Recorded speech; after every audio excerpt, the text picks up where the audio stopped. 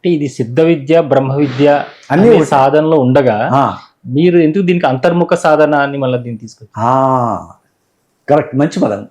ఇది ఏమిటంటే ఈ ప్రాణాయామం అంటే అందరూ ఇలా చేస్తున్నారు కదా, ఉమ్, ఇలా లాగుతుంటే ఇది బయట గాలి బయట ప్రాణం వరకు లాగుతున్నారు కదా, ఉమ్, అది బయటది కాదు, ఉమ్, బయటది కాదు, లోపలే ఉంది, లోపలే చెయ్యాలి. ఉమ్, యోగేన అంతర్ముఖి బుద్ధి తతో నాశైతే తమహ అని శంకరాచార్యులు కఠోపనిషత్ భాష్యంలో చెప్పారు. ఉమ్. నేను కొత్తగా పెట్టిన పదం కాదు ఇది. అవును. శంకరాచార్యులు యోగం వల్లే అంతర్ముఖం అవుతుంది. ఉమ్, తతో నాశైతే తనకుండే అజ్ఞానం నశిస్తుందన్నారు. సో అంతర్ముఖం అంటే ఏంటంటే కొత్తగా డిజైన్ చేసిందని కాదు. ఉమ్, ఈ ప్రపంచం ఏ విధంగా అయితే మనకి అపమార్గంలోకి వెళ్ళిపోయి అన్న అపార్థంలో వెళ్ళిందో ఉమ్, అదే విధంగా మనం అంతర్ముఖం చెయ్యాలి అనే భావంతో అంతర్ముఖ పదం అని పెట్టాం. ఉమ్, మేము పెట్టింది కాదు, శాస్త్రంలో ఉంది. ఆ ఎక్కడ శాస్త్రంలో ఉంది బయట పెట్టాను అంతే. ఇంకా అర్థమైందా? ఇప్పుడు ఇక్కడ అంతర్ముఖం బహిర్ముఖం, ఉమ్, మిగతా సాధనని బహిర్ముఖం. ఆ, శ్వాసను వెనక్కి లాగి మీద తీసుకెళ్తే అంతర్ముఖం. ఉమ్, అది నువ్వు అది చేస్తున్నావు కాబట్టి నీకు అంతర్ముఖ సాధన పేరు పెట్టవచ్చు.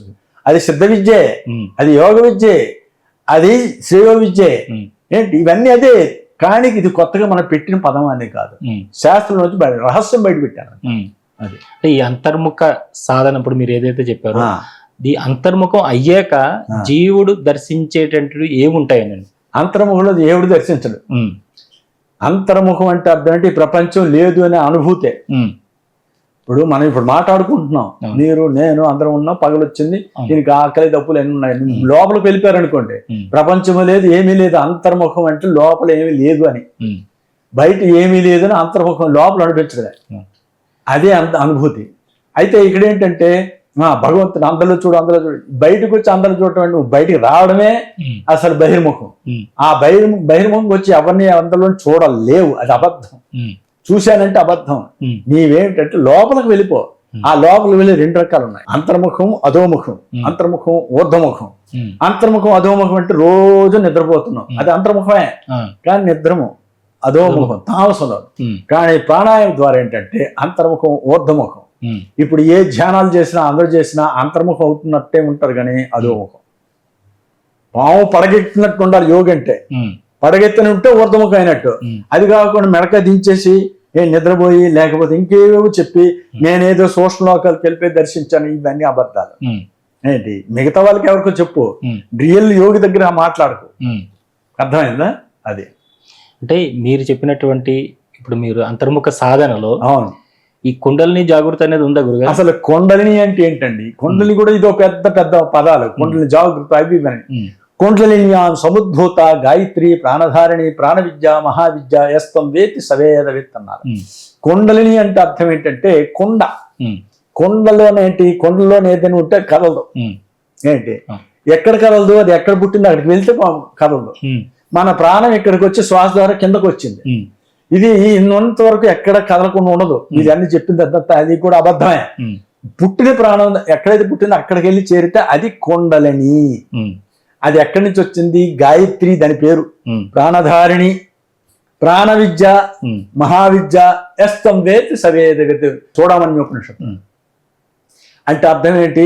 ఎవరైతే ఈ ప్రాణాయామం చేస్తారో మహావిద్య, ఉమ్, కొంతమంది మహావిద్యని హెడ్డింగ్ కూడా పెట్టుకున్నారు. ఉమ్, సో ఈ ప్రాణాయామం అనేది, ఈ విద్యని ఎవరైతే చేస్తారో Hmm. వాడు ఈ కొండలిని గాయత్రి అన్ని కూడా ఆడే అదే అవుతాడు. Hmm. అది తెలుసుకున్న వాడే అసలైన వేదవేత్త. ఉమ్, కొండలిని వేరే అంటూ లేదు. అవును. ఇది అందరం ఏంటంటే ఈ చక్రాలు అనుకుని సుషుమ్నాలోంచి ఇవన్నీ కావండి. క్లీన్ చేయాలి. క్లీన్ చేస్తూ ఉంటే ఇక్కడ నేను చెప్పాను కదా, ఇక్కడనే ప్రారంభిస్తాం, కిందకు వెళ్తాం, ఇంకా క్లీన్ చేస్తాం. అలా చేస్తుంటే మీదకి వెళ్తుంటే అది కొండలి వెళ్ళేటప్పుడు ఏంటంటే మన శరీరంలోన మన మెదడులోన Hmm. కణాలన్నీ వికసిస్తాయి. ఉమ్, వికసిస్తే జ్ఞాపక శక్తి అతీతంగా ఉంటుంది. ఉమ్, ఏంటి అది కొండని, అది తప్పించి ఏదో అన్ని మర్చిపోయి ఏవేవో చెప్పి నీకు లేచినట్టు ఏంటి కండరాలు లేకపోతే మీ కొండని విద్య. ఉమ్, ఆ? యోగి ఒక్కడే కొండని జాగ్రత్త. ఆ యోగి కూడా ఇదే చేసిన వాడే. ఉమ్, అది చేయకుండా ఊరికి కబుర్లని చెప్పిన ఇది ఎవరు మెచ్చడానికే కదా, దేనికోసం కాదు. ఉన్నది ఉన్నట్టుగా అనుభవం ద్వారా శాస్త్రం ద్వారా చెప్పాలి. అంటే ఈ విద్యలోకి మీరు ప్రవేశించి సాధన చెయ్యక ముందు ఉన్నటువంటి జ్ఞానం ఏదైతే ఉందో, కానీ మీరు ఇప్పుడు చెప్పే జ్ఞానం ఇవన్నీ ఎక్కడ చదివినా చదవకపోయినా మీ లోపల ఎక్కడి నుంచి ఇవన్నీ పుట్టినవి మీరే అర్థం చేసుకోండి. ఇప్పుడు ఎక్కడి నుంచి వస్తున్నాయని నేను వివరించక్కర్లేదు, మీరు అర్థం చేసుకోండి. ఇది నేను ఆలోచించి చెప్తున్నానా, ఏది పలానా ఏదైనా ఆలోచించి చెప్తున్నాను. ఎక్కడి నుంచి వస్తున్నాయి? ఈ ఏదైతే కస్మిన్ విజ్ఞాతే సర్వం విజ్ఞాతం భవతని ముండకోపనిషత్తు చెప్పినట్టు ఏది తెలుసుకుంటే అన్ని తెలుస్తాయి, అక్కడికి వెళ్ళిపో. అది పలుకుతుంది, నువ్వెవరు? అదే నేను గురువు అంటాను. నా గురువు గారు పలికిస్తున్నారనే కారణం ఏంటంటే ఈ శరీరం నేను కాదు, లేకపోతే ఈ మనసు నేను కాదు. ఇప్పుడు అంతా చెప్తుంటారు I'm not the body, I'm not the soul అని ఏవేవి చెప్తుంటారు. ఇది కాదు, అనుకుంటే కాదు. నీవు సాధన ద్వారా అక్కడికి వెళ్ళిపో, ఆ మూలస్థానంకి వెళ్ళి ఆ చైతన్యం, ఆ జగజ్యోతి రూపంలో దాన్ని దర్శనం చేసుకో. అది అయిపోతే అన్ని అంబ పలుకుతుంది. అంబ పలుకుతుంది, మనం ఎవరం? అర్థమైందా? అంటే ఇవన్నీ ఎక్కడ నిక్షిప్తమై ఉంటాయి? ఆ జ్యోతి దర్శనం ఎక్కడ ఏంటంటే అనోరణీయాన్ మహతో మహీయాన్ అన్నారు. అంటే ఆ చైతన్యం అణువు కంటే అణువు, మహత్తు కంటే మహత్తు. ఏ అణువు దగ్గరికి నువ్వు చేరావో, నీలతోయద మధ్యస్థ విద్యుల్లేఖేవ భాసరా నేవార శోకవత్ తన్వి పీతాభాస్య చనోపమ తస్యా శిఖాయా మధ్య పరమాత్మ వ్యవస్థిత సా బ్రహ్మ సశివ సహరిశ్చేంద్ర స్వాఠ బ్రహ్మస్వాత్ మంత్రపుష్పం చదువుతుంటాను. ఈ జ్యోతి రూపంలో ఎక్కడైతే నువ్వు ఉన్నాదో అక్కడికి నువ్వు వెళ్ళి అది అనుభవించి నువ్వు చూసి అనుభూతి పొందావు అనుకో, అన్నీ ఉంటాయి అందులో. మనసు అనేది అక్కర్లేదు దానికి, ఆలోచించి చెప్పేది కాదు, అది స్పాంటేనియస్ గా అది పలుకుతుంది. అది గురుగారు, ఇప్పుడు కర్మ నాశనం అవ్వకుండా జన్మరాహిత్యం కలగదు అంటారు. మరి మీరు చెప్పేది అది కూడా ఏంటంటే ఈ కర్మ నాశనం అవ్వకుండా జన్మరాహిత్యం కలదు అనేది ఇక్కడ చాలా తప్పుడుగా అర్థాలు ఉన్నాయి. ఇదేమిటంటే ఒక దశలోన మీరు ప్రాణాయామం చేస్తూ సిద్ధి పొంది జీవన్ముక్త దశలో ఉన్నారు. జీవన్ముక్త దశ అంటే అర్థం ఏంటి? శ్వాస ఉంటుంది, కరచరణాలు కలుగుతాయి, ఆహారం తీసుకుంటారు, మలమూత్ర విసర్జన అన్ని ఉంటాయి, కానీ శ్వాస స్వాధీనమై ఉంటుంది. శ్వాస స్వాధీనం అయితే నువ్వు ముక్తుడివే. జీవన్ముక్త దశ అంటే అదే అర్థం. ఆ దశలోన కర్మనాశం అన్నా చూసారా, అది ఇది వరకు మన గోడ గడియారానికి కీ ఇచ్చాను చూసారా, ఆ కీ ఇచ్చింది అది మాత్రం ఏంటంటే అది కీ ఉన్నంత వరకు అది ఆడుతూనే ఉంటుంది. ఆ కీ ఆగిపోతే ఇది ఆగిపోతుంది, అంతవరకు శరీరం ఉంటుంది. అప్పుడు విదేహముక్తులకు వెళ్తారు. ఇప్పుడు జీవన్ముక్త దశ అనుభవించిన తర్వాత విదేహముక్తి పర్యంతం కర్మ అనుభవిస్తారు, కానీ అనుభవించేది తాను కాదు, తనకి మనస్సుతో అనిపించేది కాదు. అది ఏంటి? అదంతా ఏంటంటే ఆ శరీరము లోపల అదంతా చూసుకుంటుంది. లోపల సర్వేశ్వరుడు గురువు అన్ని చూసుకుంటారు, మనకు కాదు అది. దానికి రంభను సుఖబ్రహ్మర్షి వీళ్ళిద్దరికి ఒక సంవాదం జరిగింది. అందులో అడుగుతుంది ముందు రంభ తనని మోహించి పెళ్లి ఏమని అడుగుతుంది, తాను చెప్తాడు కాదు కాదు కాదు అని.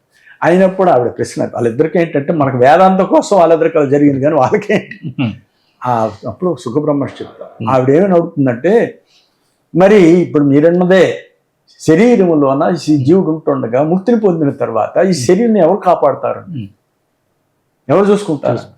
దానికి సుఖబ్రహ్మర్షి చెప్తారు ఏంటంటే, ఒక ఇల్లు అద్దిల్లు ఉంది, ఆ అద్దిల్లు ఉన్నంత వరకు, ఆ ఇంట్లో ఉన్నంత వరకు ఆ ఇల్లుని చూసుకునేది ఎవరు? ఆ టెనెంట్ ఉండేవాడు చూసుకుంటాడు. ఏమి ఈయన ఖాళీ చేసాడు, అద్దింట్లో ఉండేవాడు ఖాళీ చేస్తాడు, ఇంకెవరు చూసుకుంటారు? మళ్ళీ ఎవడు వస్తాడు? ఆ ఓనర్ చూసుకుంటాడు. ఆ ఓనర్ ఎవడు? ఈశ్వరుడు. ఇప్పుడు ఈ అద్దింట్లో ఉండేవాడు జీవుడు, వీడు ఖాళీ అయిపోయాడు, ఇంక ఎవరు చూసుకుంటారు? ఈ శరీరము, ముక్తి, ప్రారంధం ఇవన్నీ ఏంటి? ఇవన్నీ ఎవరు కాదు, ఆయన.